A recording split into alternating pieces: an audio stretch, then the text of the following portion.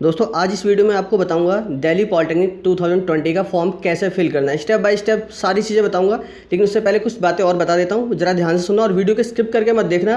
नहीं, फॉर्म आपका गलत फिल हो गया तो फिर उसके आप जिम्मेवार खुद होंगे।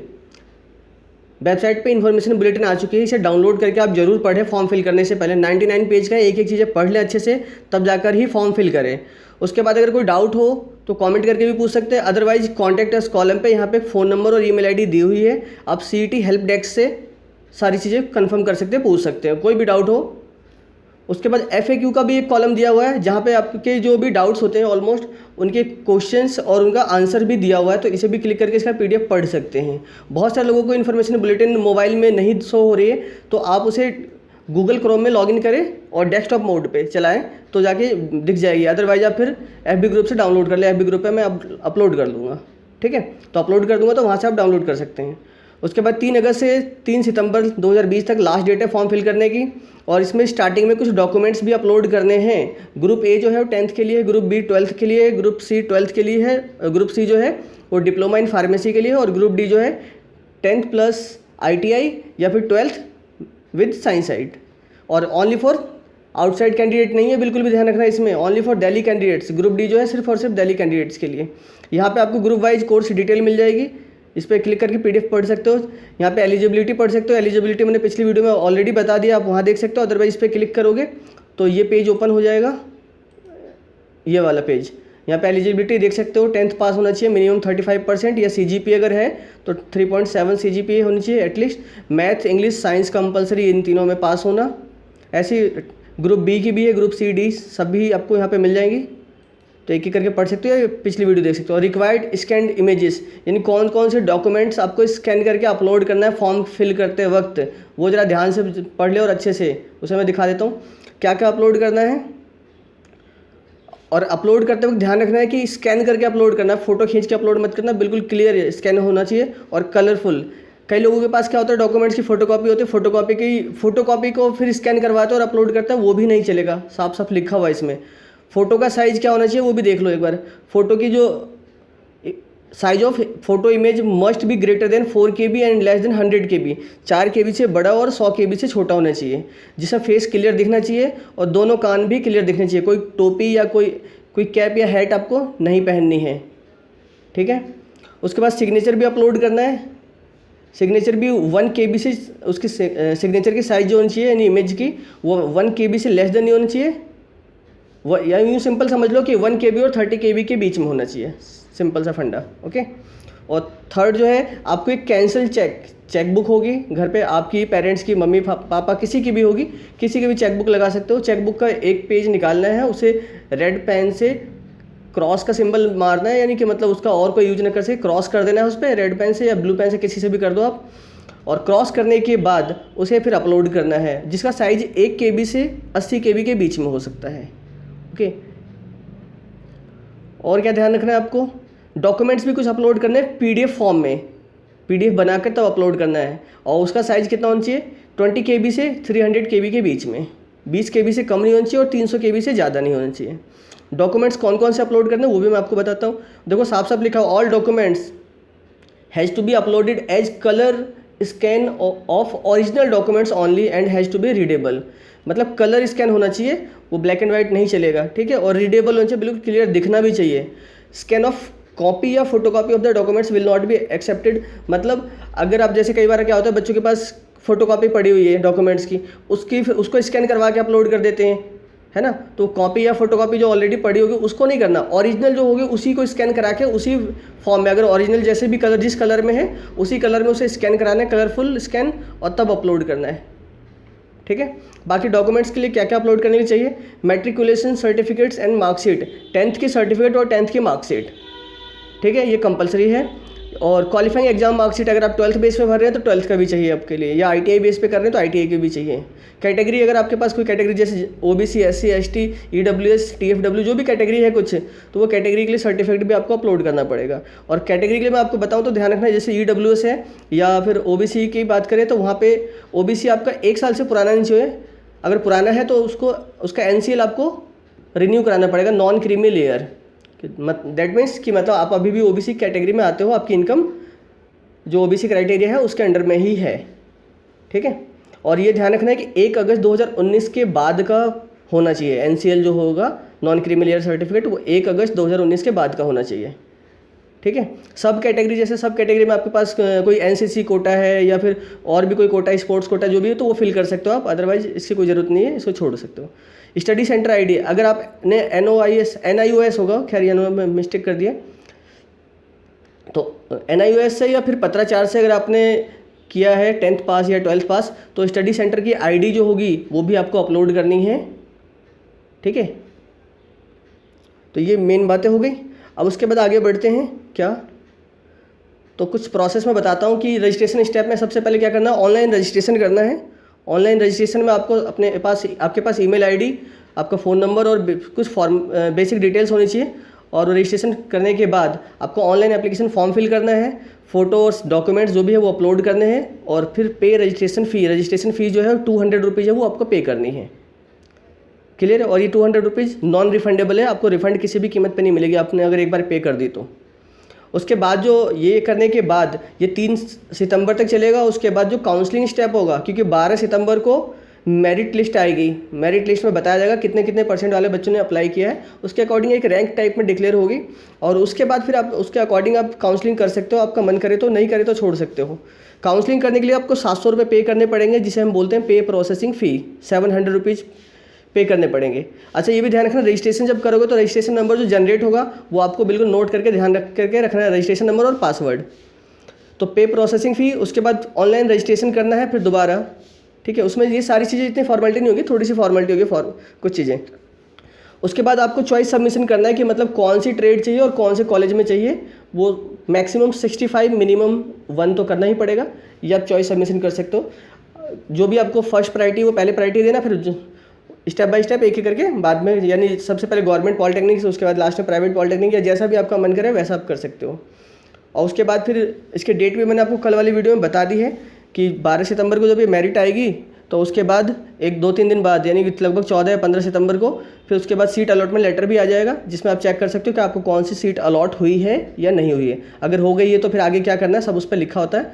उसके अकॉर्डिंग आपको कॉलेज की पे पार्ट इंस्टीट्यूशनल फ़ी लिखा हुआ है ना, तो आपको इंस्टीट्यूशनल फ़ी जो उस पर लिखी होगी 6000 8000 जैसा जिसकी कैटेगरी के अकॉर्डिंग है। वैसे जनरल कैटेगरी में अगर मैं बताऊँ तो 8000 रुपये है गवर्नमेंट पॉलिटेक्निक के लिए, ठीक है। प्राइवेट के लिए भी शुरू में लगभग इतना ही पे करना होता है, बाकी जो बच जाती है उसी को हम बोलते हैं बैलेंस फ़ी, वो आपको बाद में पे करना पड़ेगा। उसकी डेट भी है, वो अक्टूबर में आपको पे करनी पड़ेगी। वो सारी डिटेल्स आपको इन्फॉर्मेशन बुलेटिन में मिल जाएगी, या पिछली वीडियो में मैंने अपलोड किया है उसमें आप देख सकते हो, ओके। और डॉक्यूमेंट वेरिफिकेशन बाद में, जो डॉक्यूमेंट जैसे मेडिकल सर्टिफिकेट हो गया, कैरेक्टर सर्टिफिकेट हो गया, प्रोविजनल सर्टिफिकेट हो गया, एंटी रैगिंग सर्टिफिकेट हो गया, ये सारे सर्टिफिकेट और जितने भी आपके पास डॉक्यूमेंट्स है वो सब ओरिजिनल, साथ साथ उसके 2-2 सेट फोटोकॉपी वो लेकर आपको इंस्टीट्यूट में रिपोर्ट करना होगा, वो जाना पड़ेगा। वो अक्टूबर में है, जिसकी डेट इन्फॉर्मेशन बुलेटिन में लिखी हुई है, ओके। आई थिंक 13 अक्टूबर से 17 अक्टूबर के बीच में है ये, ओके। और फ्रीज का ऑप्शन भी होता है, जैसे आपको फर्स्ट काउंसलिंग में कोई सीट अलॉट हो गई तो अगर आप उससे सेटिस्फाइड हैं तो आप वेबसाइट पर लॉगिन करके एक फ्रीज का ऑप्शन लिखा होगा उस पर क्लिक कर देंगे तो आपकी सीट वो परमानेंट हो जाएगी। अगर आप फ्रीज नहीं करते, फ्लॉट पे करते हैं क्लिक, तो यानी कि आप फर्स्ट काउंसलिंग में जो सीट ले लिए कोई दिक्कत नहीं है, लेकिन सेकंड काउंसलिंग में भी पार्टिसिपेट कर सकते हैं। अगर सेकंड में कोई सीट मिली तो फर्स्ट वाली कैंसिल हो जाएगी, नहीं मिली तो फर्स्ट वाली आपके पास सेफ रहेगी, ठीक है। अगर कुछ जैसे प्राइवेट कॉलेज में क्या होता है, कुछ बैलेंस फ़ी बच जाती है, कुछ एक्स्ट्रा फ़ी बाद में पे करनी होती है, या फिर एक और पॉलिटेक्निक है जो यहाँ पे है टूल एंड डाई के लिए, उसमें भी एक्स्ट्रा फ़ी पे करनी होती है, तो वो उसी को बोलते हैं बैलेंस फ़ी, तो वो बाद में पे करनी पड़ेगी। और उसके बाद फाइनल अलॉटमेंट लेटर आपके पास आएगा, ठीक है। ये सब तो आप इन्फॉर्मेशन बुलेटिन में देख सकते हो, एक एक करके आराम से सब पढ़ सकते हो, स्टेप बाय स्टेप बताया हुआ है। अब हम बात करते हैं फॉर्म कैसे फिल करेंगे। तो सबसे पहले आपको क्या करना है, ये जब 3 अगस्त से जब स्टार्ट हो जाएगा फॉर्म फिल होना, तो विंडो ऐसे ओपन होगी जब आप दिल्ली पॉलिटेक्निक की वेबसाइट पे जाएंगे तो, और वेबसाइट का लिंक मैंने इस वीडियो के डिस्क्रिप्शन बॉक्स में या कमेंट सेक्शन में दे दिया है। वहाँ पे आपको यहाँ पे क्लिक करना पड़ेगा अप्लाई फॉर डिप्लोमा एडमिशन 2020। और उसके बाद क्या करना है आपको,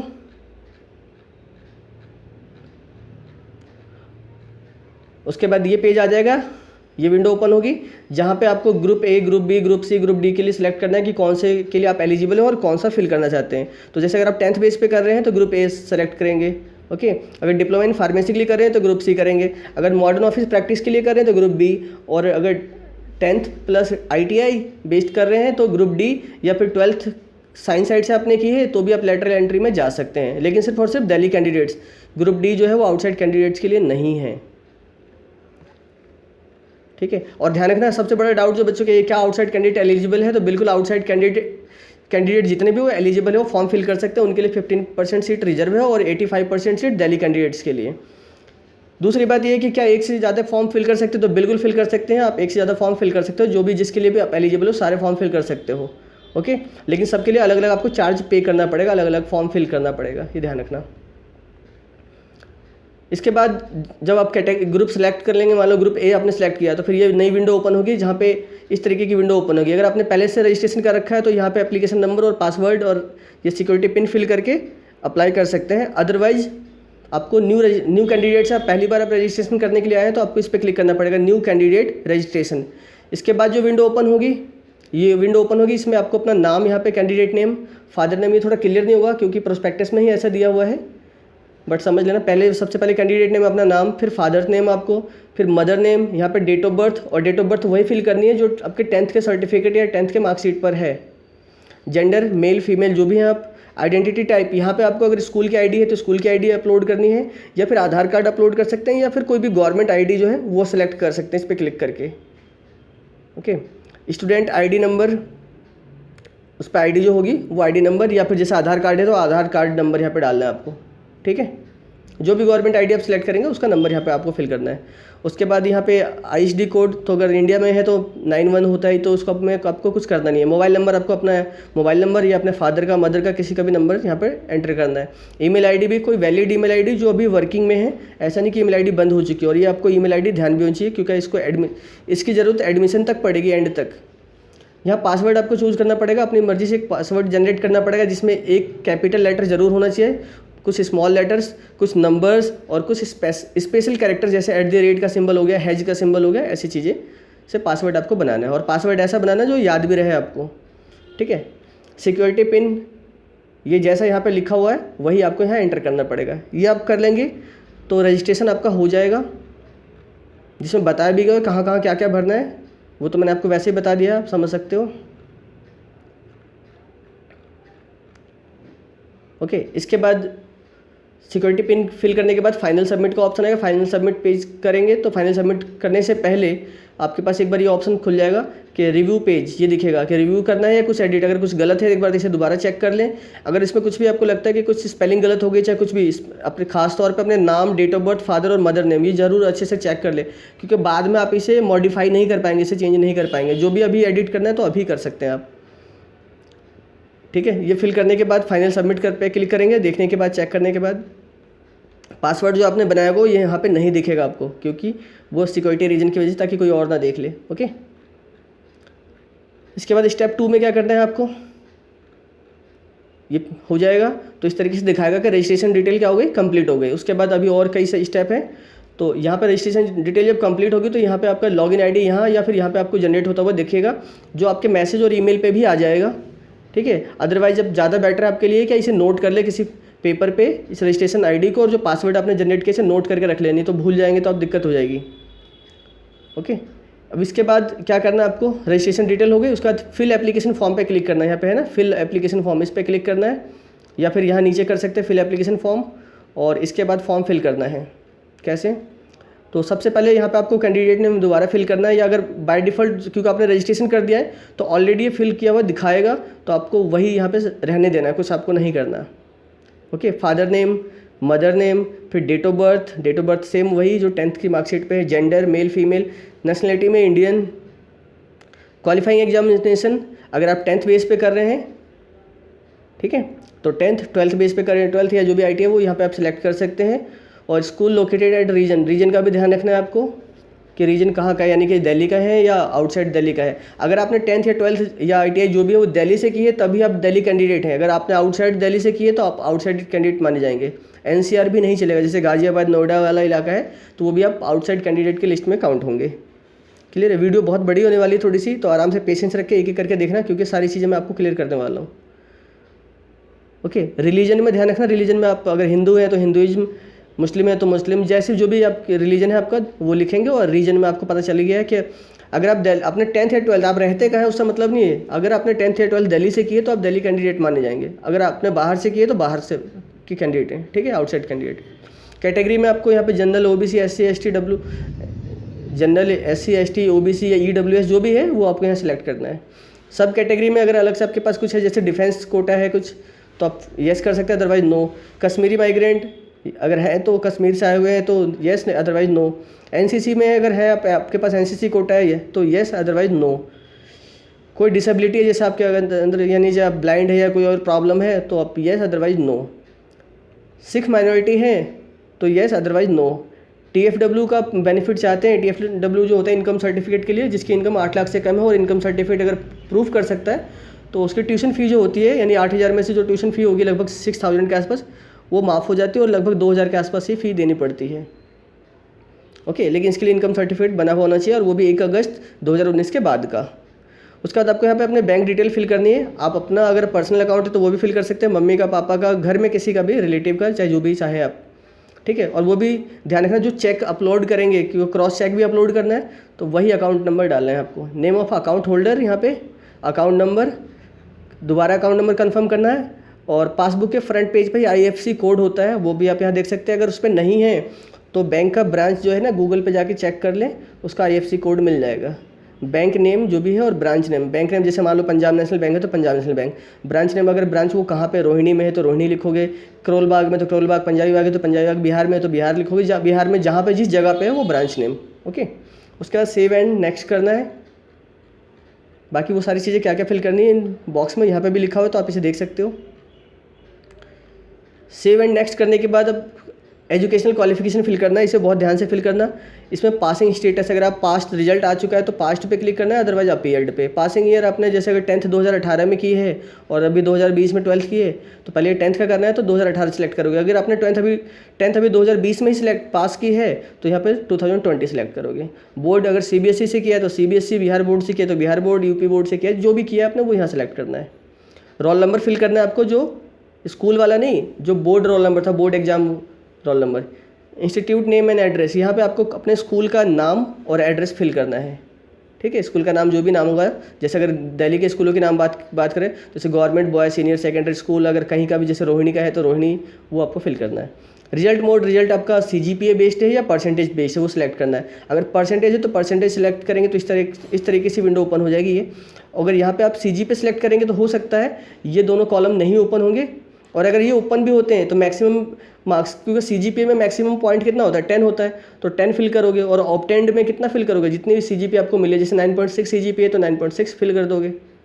ओके, तो वो आप देख लेना यहाँ पे, जब जैसा मोड है आपका उसके अकॉर्डिंग। अगर आपका परसेंटेज बेस पे तो परसेंटेज जैसे सिलेक्ट करोगे यहाँ पे आ जाएगा। तो मैक्सिमम मार्क्स, जैसे मान लो आपको 600 में से मार्क्स मिले, 600 में से मार्क्स मिले तो यहाँ पे 600 लिखोगे 10th में। ओके, कितने मिले हैं 600 में से तो वो यहाँ पे लिखोगे आप। 5 सब्जेक्ट सिलेक्ट करने हैं वो मुझे भी पता है, लेकिन आपको 600 में से मिले हैं ना टोटल, जो टोटल जो होगा वो लिखना है आपको यहाँ पे मैक्सिमम, ठीक है। तो अगर 600 में से मिले तो 600, 700 में से तो 700, 500 में से तो 500, जितने मिले वो यहाँ लिखने हैं। और अपने आप बाय डिफ़ॉल्ट परसेंटेज यहाँ पे कैलकुलेट हो जाएगा, आपको कैलकुलेट करने की ज़रूरत नहीं पड़ेगी। डिवीजन में फर्स्ट डिवीजन है, सेकंड डिवीजन है, थर्ड डिवीजन, वो आपको यहाँ सेलेक्ट करना है, ठीक है। अब इसके बाद यहाँ पे आपको सब्जेक्ट वाइज मार्क्स फिल करने हैं, यानी 5 सब्जेक्ट के। ओके, 3 सब्जेक्ट तो ये कंपलसरी है, हिंदी, इंग्लिश, मैथ और साइंस, इंग्लिश, मैथ, साइंस। उसके बाद 2 सब्जेक्ट कोई से भी आप चूज़ कर सकते हो, ठीक है। इसमें पासिंग स्टेटस यानी पास्ट सब में पास सेलेक्ट करेंगे। मैक्सिमम मार्क्स, अगर मान लो किसी में फेल है तो वो भी सिलेक्ट कर सकते हो आप, ठीक है। जैसे किसी में मार्क्स कम आ जाते हैं, लेकिन वो क्या होता है कि लैंग्वेज की वजह से पास हो जाते हैं ना, तो वैसा केस भी हो सकता है। लेकिन इंग्लिश, मैथ, साइंस में पास होना कंपलसरी है और 35% मार्क्स 10th में। ओके, मैक्सिमम मार्क्स में यहाँ पे 100 में से मार्क्स मिलता है तो 100, अगर सीजीपीए है 10 में से तो 10। और सीजीपीए को भी अगर आप चाहो तो परसेंटेज में कैलकुलेट कर सकते हो 9.5 से मल्टीप्लाई करके। ओके, जैसा रूल होता है सीजीपीए कैलकुलेट कर, सीजीपीए से परसेंटेज में कन्वर्ट करने का। तो मैक्सिमम मार्क्स मान लो यहाँ 100 में से मिले कितने आपको, वो यहाँ लिखोगे। इस तरीके से सारा फिल कर देना है। उसके बाद सेव एंड नेक्स्ट क्लिक करना है। ओके, और ये क्लिक करने के बाद अब आ जाएगा fill contact detail. Contact detail में यहाँ पे आपको अपना एड्रेस फिल करना है। जैसे यहाँ पे हाउस नंबर हो गया, प्रीमिशन नंबर का मतलब यहाँ पे हाउस नंबर, और जो भी एड्रेस है आपका वो एड्रेस यहाँ फिल करोगे। ओके, लोकेलिटी यानी कॉलोनी जो भी है आसपास का वो, यहाँ पे टाउन या विलेज या जो भी है वो आप मतलब अपना एड्रेस यहाँ पे फिल कर देना। यहाँ पे इंडिया स्टेट में न्यू दिल्ली, डिस्ट्रिक्ट में अगर जैसे न्यू दिल्ली फिल करते हैं तो न्यू दिल्ली में आप कौन से डिस्ट्रिक्ट से हैं, नॉर्थ ईस्ट से, नॉर्थ वेस्ट है, जहाँ से भी। यहाँ पिन कोड आपको फिल करना है, और परमानेंट एड्रेस और ये कॉरस्पॉन्डेंस एड्रेस यानी जहाँ पे आपको लेटर भेजा जाए अगर कभी, तो वो एड्रेस और परमानेंट एड्रेस अगर दोनों सेम है तो टिक कर सकते हैं। अगर मान लो आप दिल्ली में अभी कुछ दिनों के लिए आए हुए हैं लेकिन परमानेंट एड्रेस आपका बिहार का है तो बिहार का एड्रेस यहाँ डाल सकते हैं। अदरवाइज एक एड्रेस ये फिल करके इस पर टिक कर देंगे तो बाय डिफ़ॉल्ट अपने आप ही ले लेगा सेकंड में भी।